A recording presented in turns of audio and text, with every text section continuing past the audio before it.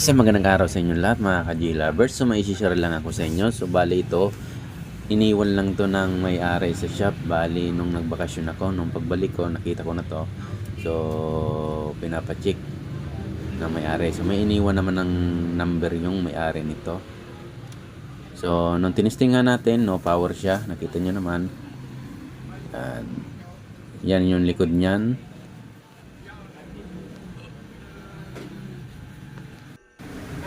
So, una ko muna tinignan dito kasi no power siya.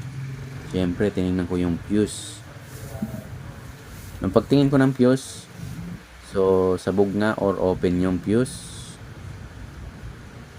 So, dahil na open to, may posibilidad na may tinamaan dyan sa loob. So, titingnan natin yan at aalamin. So, pagbalik ko, meron ako madaming nakatambak na repair kasi 1 week akong hindi pumasok pala. Mga ka-G-Lovers, nung Lunes lang ako nagsimulang pumasok. So ito, nakita natin dito mga iniwan to na amplifier. So i-check natin to.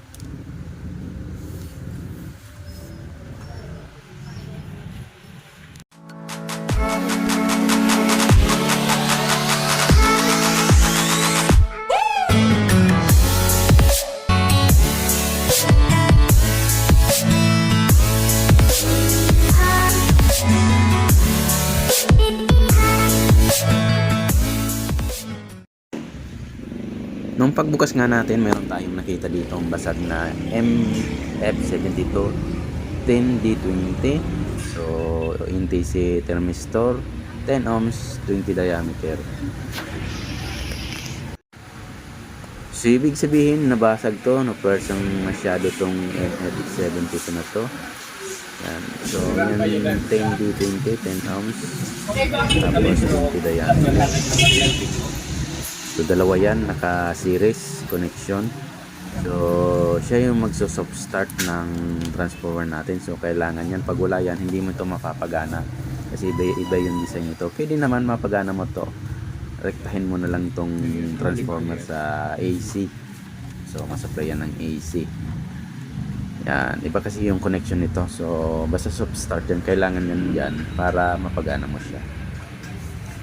So una mo kung nitong ginawa dito, so tinanggal natin ito.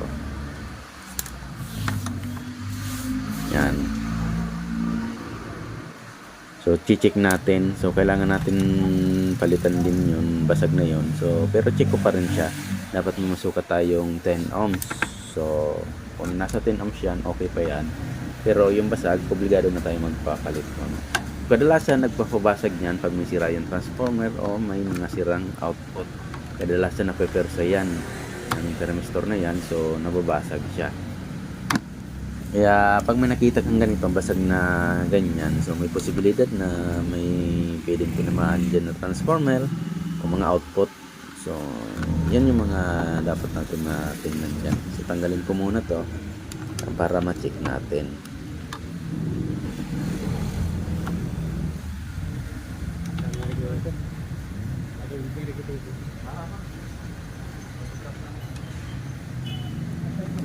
Pindutin ko lang yung yung lock. Pwede naman ipitin yun na lang ng kuko nyo. Matatanggal naman yan lock. Pero ako minsan sinusunod ko yung butas para madali itong matanggal.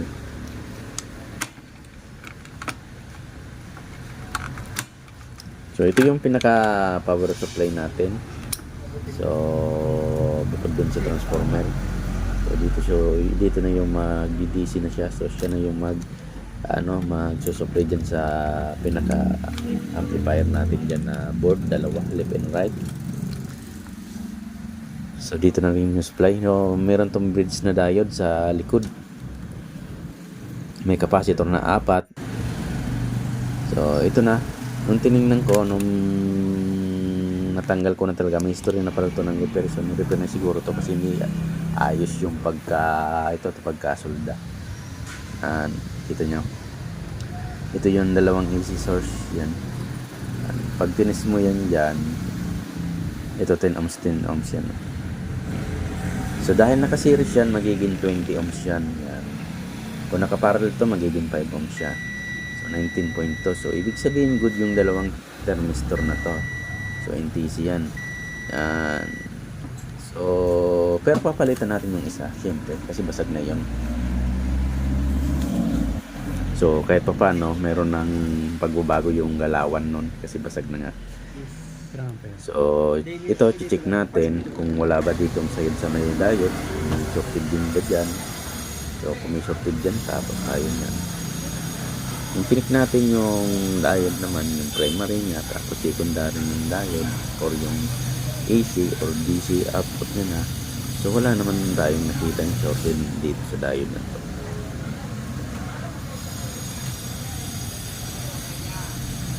Yan, minsan sinisilip-silip ko dyan, baka mayroon pa dyan na sunog-sunog dyan.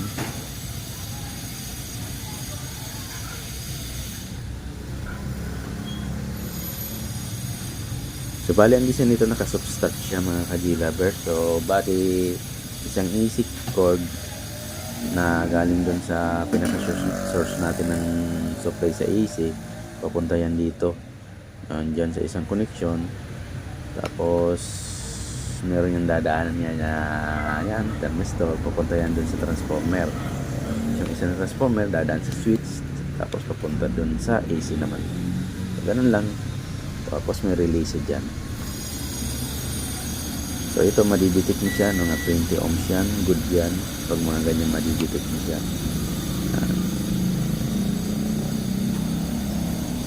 Kaya ibig sabihin good tong ano na to, thermistor.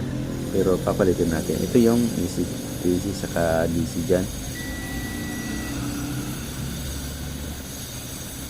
So sa AC wala naman shorted. Sa DC wala naman, capacitor yung na-detect natin. So ganun. So ibig sabihin okay naman, wala naman problema yan. Tataas yan. Magiging oil na. So capacitor yung na-detect lang natin dyan. So bali dito naman tatanggalin ko na tong DC na to mga ka-G-Lovers para ma-check na rin ng actual. Tapos palitan natin yung isa. So meron naman akong pampalit dyan. So yung tira na ginamit ko dun sa isang amplifier na ganito din na power amp. So may tira pa ako doon. Palitan natin. So nakita nyo yung design. Yan o. Naka-series yan. Kasi main source galing sa AC. Tapos dadaan dito sa thermistor na to. Papunta na yun dun sa kabitan ng transformer. Tapos yung isang transformer siyempre nakadaan sa switch. Tapos AC naman. Yun yung basag. So tinanggal natin yung dalawang thermistor. So open na siyempre. I-solder natin to. Yan, ayusin natin yung pagkasolda nito kasi ang pangit ng pagkasolda. So hindi luto. Kaya nga may story na kasi ng repair to. So hindi na siguro natuloy yung pag-repair nito. So ganun din naman ako kasi siyempre kicheck ko rin yung output nito, yung amplifier. Pag may sira doon output, hihintayin ko pa rin naman yung may-ari nito na makausap bago natin mag-proceed tayo. Hindi tayo basta-basta nitong gano kasi pag may mga tamat ng output syempre iba na yung magagastos niya. So kailangan makausap natin may-ari. So hindi tayo basta-basta mag-proceed na i-repair diretso to. So dapat may may go signal, ika nga. Kaya kung magbayag na yung may-ari, so may part to, so re-repairin natin yung pinaka-amplifier nito, may tama rin. Pero pag hindi nag-go signal, so wala tayong part to, hanggang lang dito lang tayo. So yan, natanggal natin yung thermistor mga ka-G-Lovers, kita nyo naman. So pwede natin tong palitan, meron naman akong pampalit nito dito.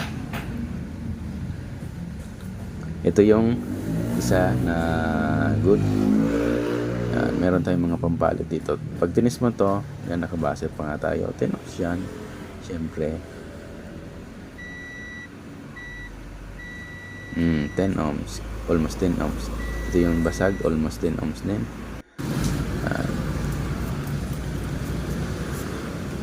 So, So next natin, syempre palitan natin to ng ito to. Meron akong pampalit dito. Pero isa lang yung papalit ko dyan. Kasi okay naman yung isa, hindi naman basag.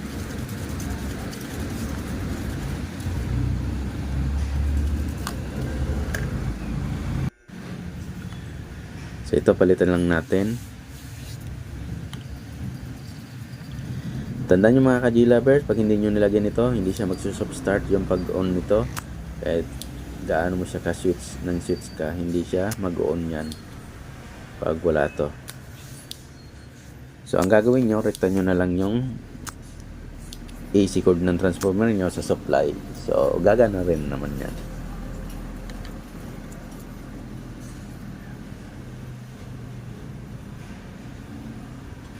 So palitan lang natin ito mga ka-G-lovers. Yan, binalik natin yung isa. Kasi okay naman, 10 ohms naman siya.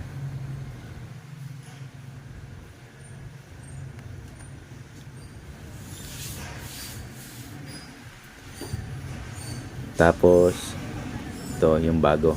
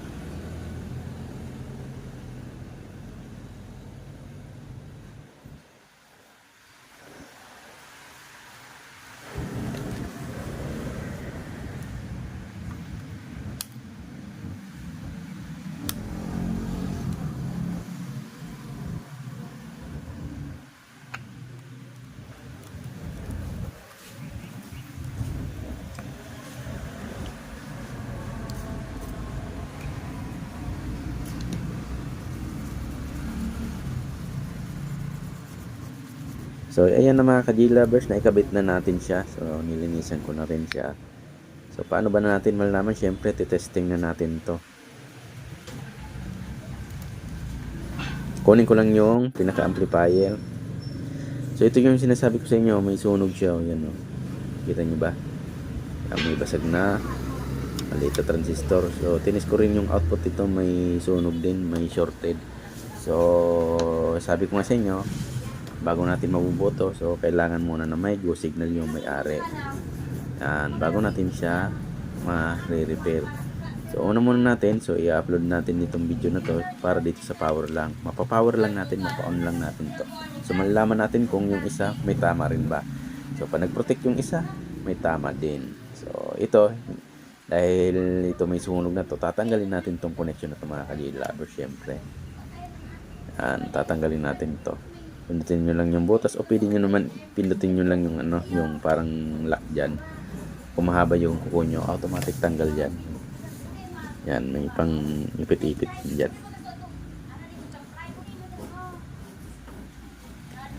Yan, tagalin natin to para hindi siya masupplyan itong amplifier na to kasi may shorted dito.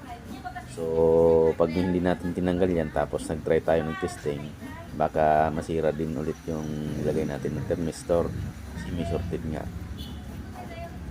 Yeah, importante matanggal natin tong connection na to para dito sa amplifier. Yung isa, hindi natin tanggalin kasi wala naman ako nakita ng sunog doon. Pero check pa rin natin kung walang problema din yun. Kung hindi siya mag-protect, swerte natin kasi itong channel lang na isa ang aayusin natin. Pero pag nag-protect din yun, so may problema. Kailangan din natin ayusin yun. Kaya lang, depende. Kasi kung may go signal yung may-ari, may part 2 na yun ito, so may marirepair natin. Pag wala, sorry na lang, hanggang dito lang tayo mga ka-G-lovers. So, hintay pa namin yung may-ari. So, may number naman to. So, text na lang namin. Or tatawagan. Natanggal na natin. Almost natanggal natin lahat. Sa bandang side na to, itong may sunog na to na output. Tapos may shorted pala na output. Tapos may sunog dyan.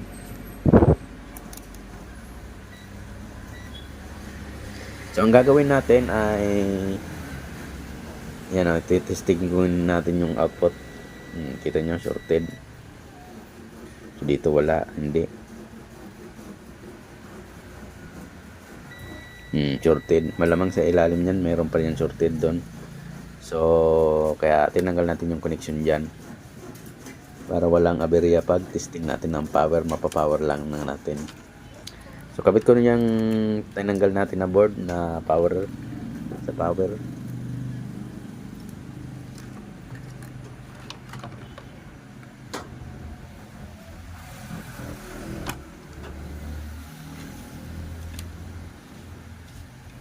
Yan, kabit lang natin to. So una muna natin gagawin, hindi ko muna siya kakabit dito. Titest ko muna yung output ng AC supply niya kung meron ba siya. Kung meron, so wala tayong problema, pwede natin ikabit.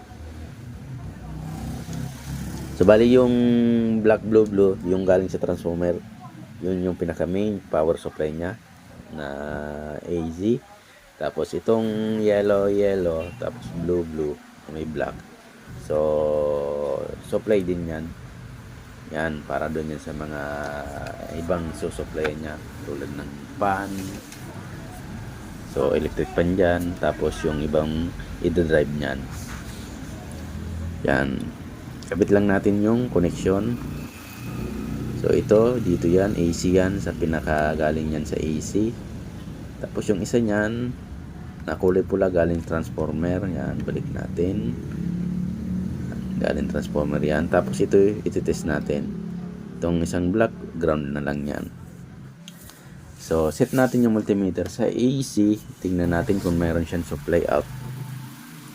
So bago lang, syempre kabitan natin ng fuse to. Malamang sa malamang, kasi pag yun hindi natin kinabitan ng fuse, dito yung gagana. 10 ampere yung fuse dito nakalagay. So yung original na nakita ko dun na tinanggal ko. So baka yun lang, sinundan lang natin, 10 ampere din yan nilagay natin. So okay, kabit lang natin to fuse para makatest tayo. Kung ano pala, pag hindi kayo sigurado, kung wala kayong dim valve, tinatawag niyang protection valve, so 110 pwede na rin yan. So ako gagamitin ko yung 110, yan o 110, okay na yan. Pag may naglalabas na output, malamang sa malaman good, wala siyang shorted. So ibig sabihin, proceed na tayo. Pwede natin i-rectan to 20 na yan. So ganun lang naman pag test niyan. Pero kung may dim bulb kayo, mas maganda rin yun. Pero ako dito, wala ako dito. Yan yung ginagamit ko, yung 110. Para panrap lang naman. So set lang natin to sa AZ. Multimeter natin. Hindi kita. Yan, okay. Yan, sundutin natin yung black, tapos blue, tapos lipat na lang natin mamaya. Tapos plug in natin yung transformer natin na step down 110.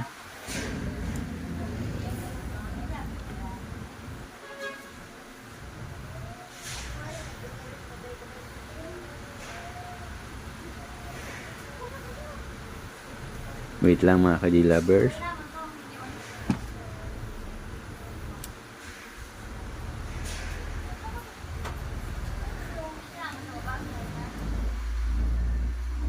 Ayan, kita nyo 34. Lipat natin. So 34 din. So tataas pa yan pag nakarekta ng 220. Ayan, tataas pa yan. So ibig sabihin may supply na siya. So nakahap lang tayo 110. So pag tini-20 mo yan, okay na yan, retso. So kabit na natin yan dito. Yan, tapos ground, tapos itong ibang mga connection, tapos yung sa DC nya out, papunta na dyan sa mga ano yan, papuntang amplifier. So kabit na natin lahat. Span, ito sa pan to. Bali dalawa yan, left and right. Yan, ito. So ito, kahit mamaya na siguro yan. O pwede naman, like, diretso na natin ito. Huwag natin itong kalimutan.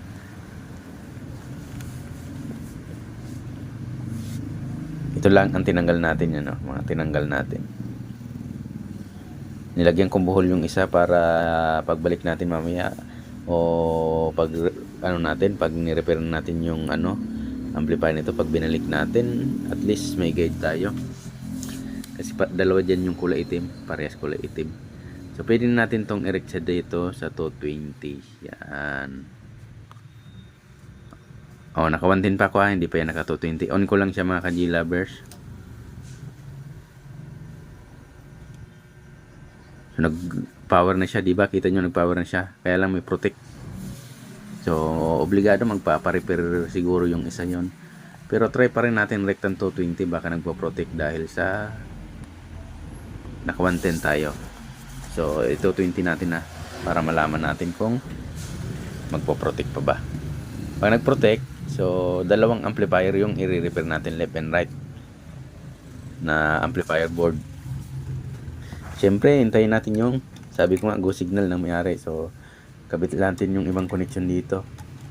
So ito, tapos yung pan.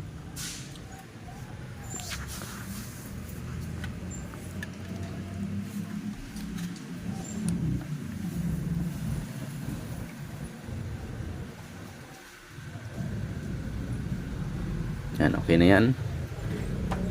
So naka 110 pa ulit tayo. Tinisting natin kung protect. So may problema pa talaga yung isang channel din. Nagpo-protect talaga, oh. Dapat yan, pag nag-switch na yung relay, automatic tanggal protect na yan. Yan. Hindi ibig sabihin, nag-switch yung relay, may problema. Baka sa drive. So malalaman natin yan pag may go signal na yung may-ari.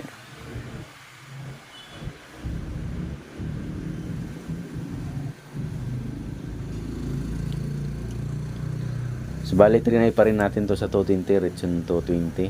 Ganon din, nagpo-protect talaga. Hindi nag-switch yung relay. So kailangan natin repairin din. Naka-protect talaga siya. So off natin. So rekta natin 220, tingnan natin, ha. So ito buo na yan, magiging buo na yung supply natin dyan.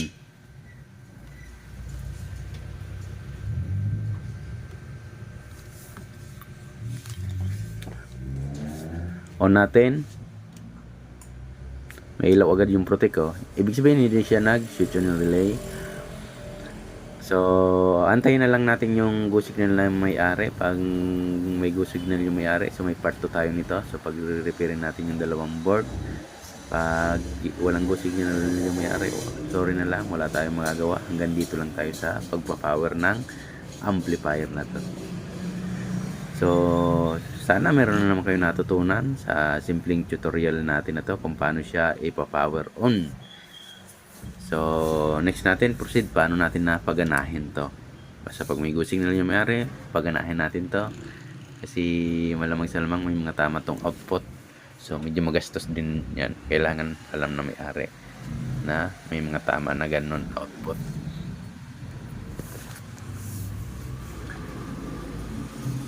So ito, hindi ko pala ito kinakabit kasi yan nga, may problema yung isa. Channel sunog talaga yon, kaya hindi natin kinabit. Yun, kita nyo yung design para sa transformer. So antayin na lang natin yung may-ari. May part 2 tayo nito pag nag-go signal. So thank you very much sa lagi nyo pagsubaybay sa ating channel. Maraming salamat.